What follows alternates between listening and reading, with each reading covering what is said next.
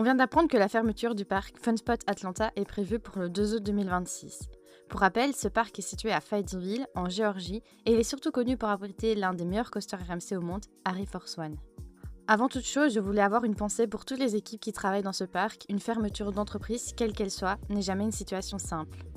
Pour rappel, on revient tout juste d'un road trip de plus de 3 semaines aux États-Unis et on est passé par Funspot le 5 juin.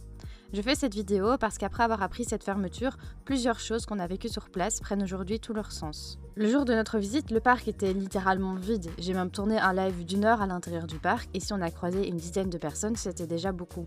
Même si sur les réseaux, on a l'impression que la plupart des visiteurs sont des coaster femmes comme nous, une fois sur place, on se rend compte que la majorité des personnes présentes sont surtout des adolescents qui font 1 ou 2 fois l'attraction avant de passer le reste de leur après-midi au karting juste en face.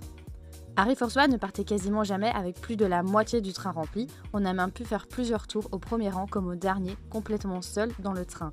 En tant que passionné, c'est une expérience incroyable, mais il faut aussi être réaliste. Chaque départ de train coûte de l'argent. Faire tourner un coaster de cette taille pour seulement 2 personnes, ce n'est tout simplement pas rentable. On avait été invités par le parc, mais ce n'était absolument pas prévu au départ. À la base, je les avais simplement contactés pour obtenir une autorisation de filmer, puisque j'avais déjà acheté nos billets plusieurs semaines à l'avance. Ils m'avaient répondu qu'ils ne recherchaient plus de collaboration, mais qu'ils n'avaient aucun souci pour filmer on-ride. J'étais déjà super contente, puisqu'aux États-Unis, obtenir une autorisation pour filmer des on-ride, ce n'est vraiment pas simple. Et puis, quelques jours plus tard, ils sont finalement revenus vers moi pour nous offrir 2 entrées. J'ai même failli refuser avant de me dire que ce serait plus sympa d'offrir les billets que j'avais déjà achetés à 2 visiteurs à l'entrée du parc. J'imagine aussi que l'entretien d'un coaster comme Harry Force One représente un coût énorme pour un parc de cette taille. Ce ne doit vraiment pas être simple financièrement. Autre détail qui nous avait interpellés, il n'y avait quasiment plus de merchandising. Les rayons étaient presque vides, enfin le rayon était presque vide et on ne comprenait pas pourquoi. Au final, on a seulement réussi à ramener un manette et une casquette qui sont devenus des souvenirs collector aujourd'hui. Tout ça pour dire qu'Harry Force One reste un coaster exceptionnel.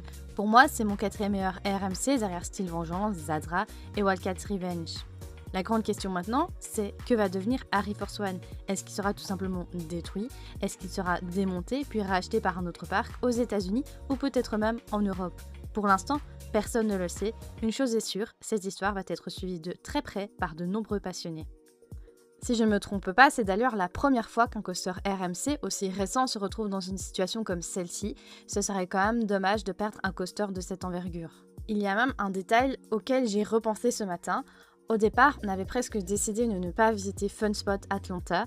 On s'était dit qu'avec déjà plus de 3 semaines de parc prévus aux États-Unis, on le garderait pour un prochain voyage en Floride, en remontant jusqu'en Géorgie. Finalement, j'ai insisté pour qu'on le rajoute un peu à la dernière minute et avec le recul,